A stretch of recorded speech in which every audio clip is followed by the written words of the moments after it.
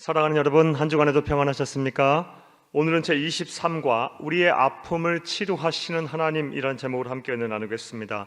여러분 가지고 계시는 구역본과 120페이지를 펴시고 함께 읽어가면서 은혜 나누겠습니다. 나눌 말씀 창세기 16장 7절에서 16절 말씀입니다. 외울 말씀 야고보서 5장 16절입니다. 함께 읽겠습니다. 그러므로 너희 죄를 서로 고백하며 병이 낫기를 위하여 서로 기도하라. 의인의 간구는 역사하는 힘이 큼이니라. 아멘. 읽겠습니다. 하갈은 아브라함의 아내 사라의 노예였습니다. 이집트 출신인 그녀는 어느 날 아브라함의 집에서 종으로 살게 되었습니다. 삶이 자신의 뜻과 의지와는 상관없이 결정된 것입니다. 설상가상으로 아이를 낳지 못하는 여주인 대신 나이 많은 주인과 동침하여 아이를 낳으라는 주인의 명령에 따라 어쩔 수 없이 그녀는 여주인의 바람대로 임신을 하게 되었습니다.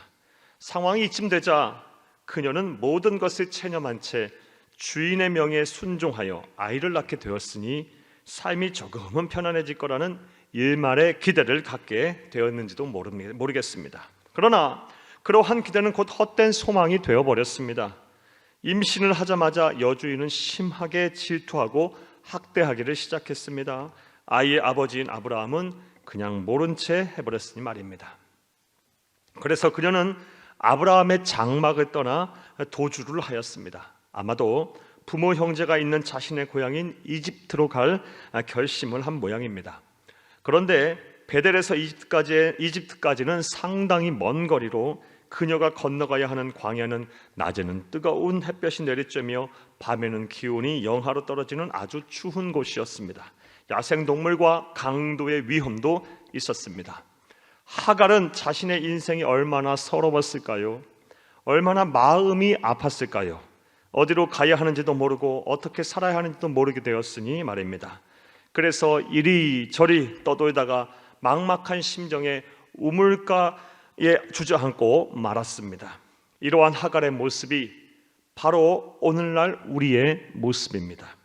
하갈이 아파하는 이유는 다른 이유 때문이 아니라 자신의 의지와는 상관없이 다른 사람들로부터 휘둘려서 상처받고 어려움을 겪었기 때문입니다.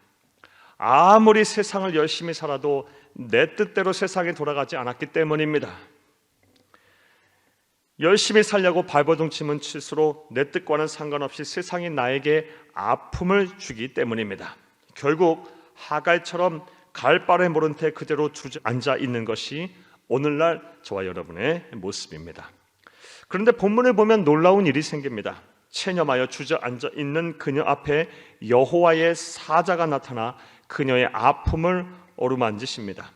결국 그녀는 위로의 새 힘을 얻고 아브라함의 집으로 돌아가 아들을 낳았습니다.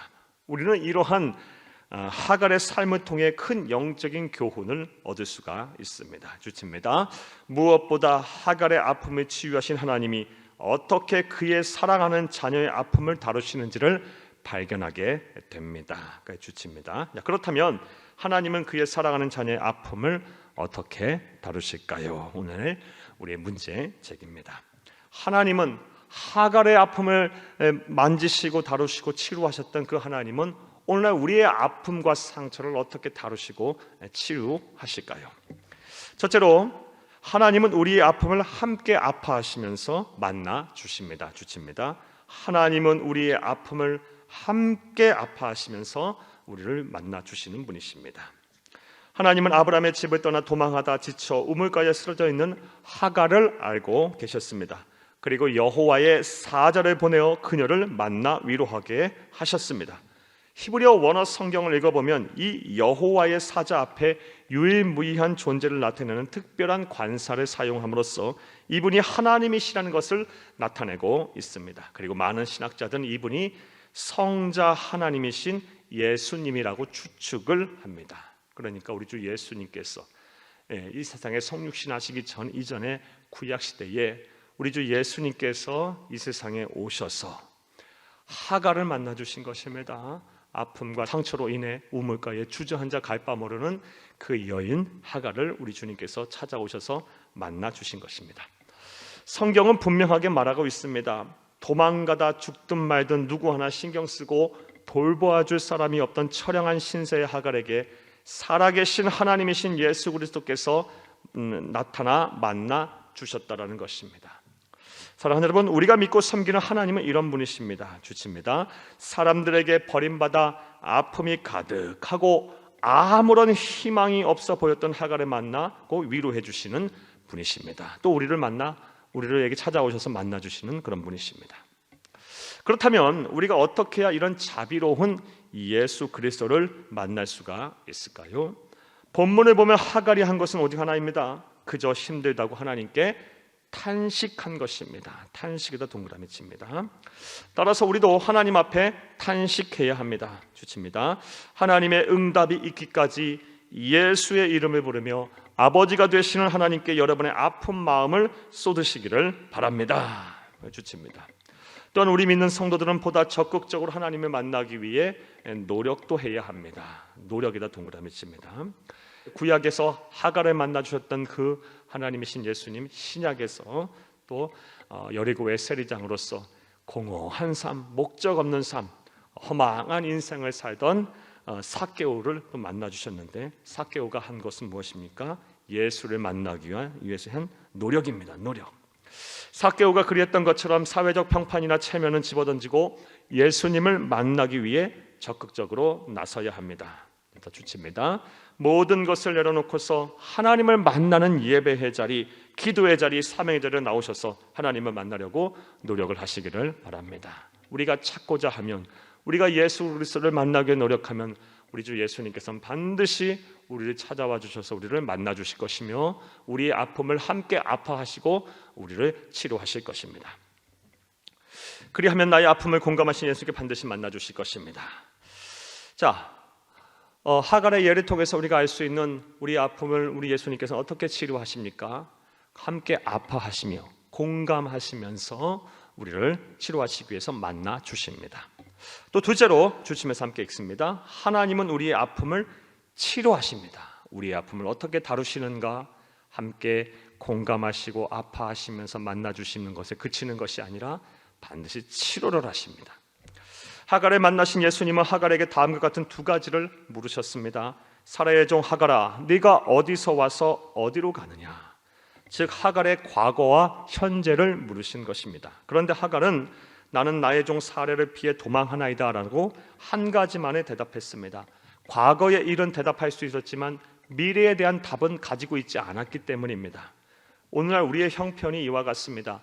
과거에 대해서는 몇 시간이라도 떠들 수 있지만 미래에 대해서는 무슨 말을 해야 할지를 모릅니다. 하나님, 어디로 가야 할지, 무엇을 해야 할지 모르겠어요.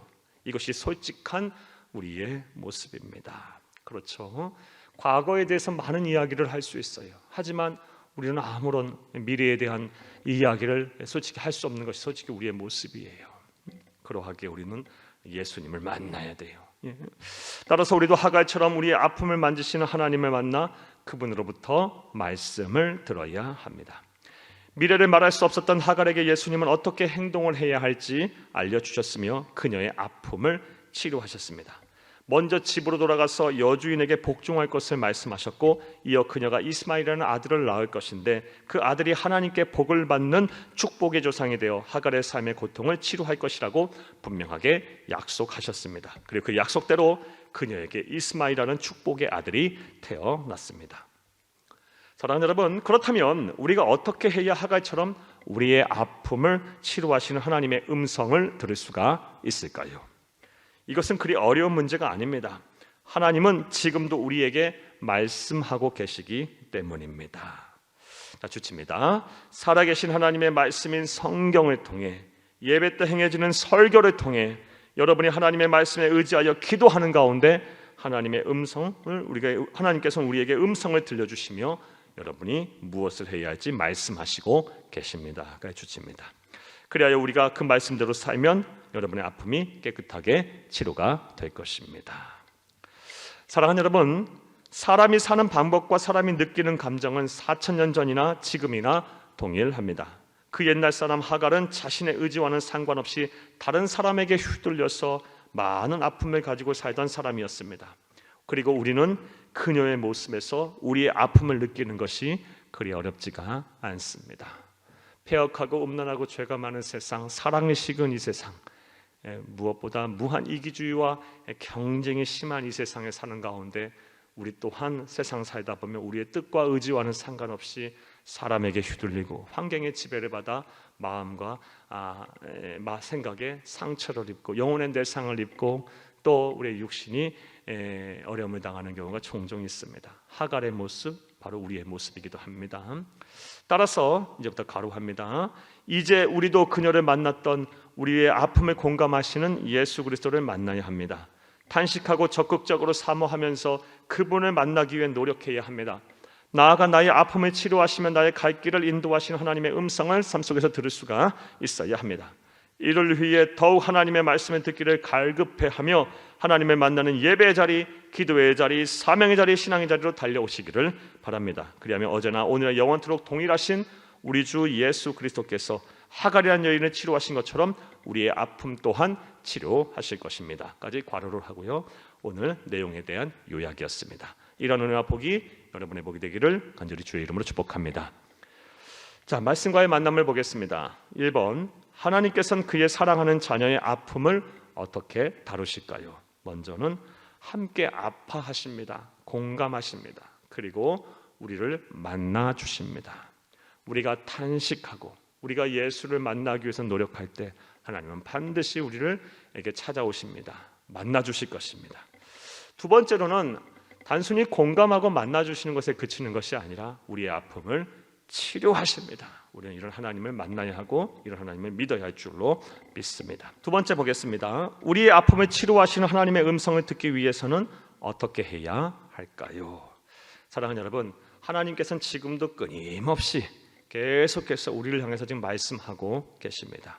예배를 통해서 말씀하시고 또 설교를 통해서 설교조의 설교를 통해서도 말씀하시고 또 우리 하나님의 말씀을 읽고 듣고 묵상하는 가운데 하나님께 또 말씀하시고 또 우리가 기도하는 가운데 성령께서 우리에게 음성을 들려주시기도 하십니다. 듣기를 사모하는 자, 하나님의 음성을 듣기를 간절히 사모하는 자, 그리고 노력하는 자에게 하나님께서는 반드시 그 음성을 들려주실 것입니다.